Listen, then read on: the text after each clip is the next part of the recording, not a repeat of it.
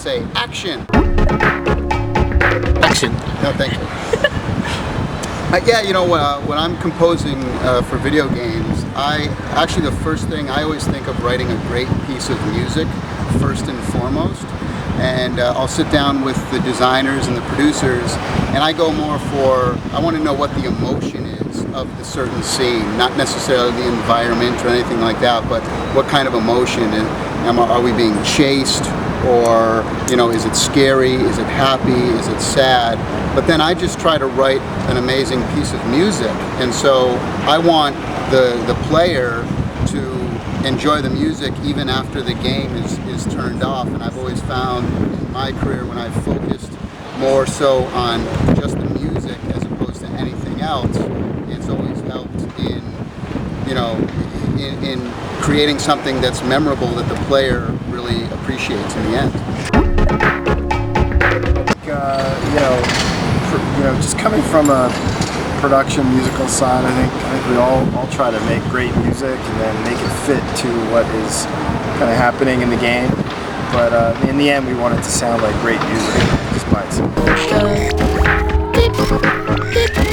I actually got into video games in 1996 after I played a game called Myst. And what that was about was playing this game, sort of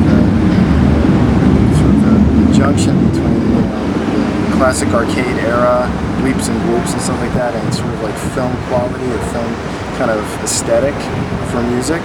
And so that's when I got into the industry.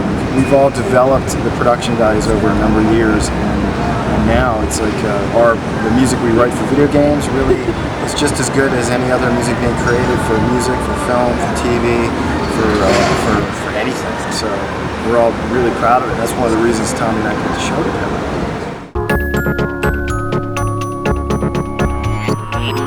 The reason that me and Jack created Video Games Live was to prove to the world that video games are significant, are culturally significant, that they're artistic, and that they really have become the entertainment of choice for the 21st century. And video games are not just for kids anymore, you know, they're for everyone. I'm in my 30s and I grew up playing video games, and now that I'm older, I never stopped playing video games, and so it's become a generational thing where, you know, my generation, they're now having children, and, you know, we're playing as families, and that's just going to keep continuing and continuing, and that's happening all over the world, whether it's Japan or North America or Europe or Australia, or when we go down to Brazil, you know, people, thousands and thousands of people come out, and I think that's what you're going to see tonight at the show. Is you're going to see a lot of different people who are coming to appreciate video games,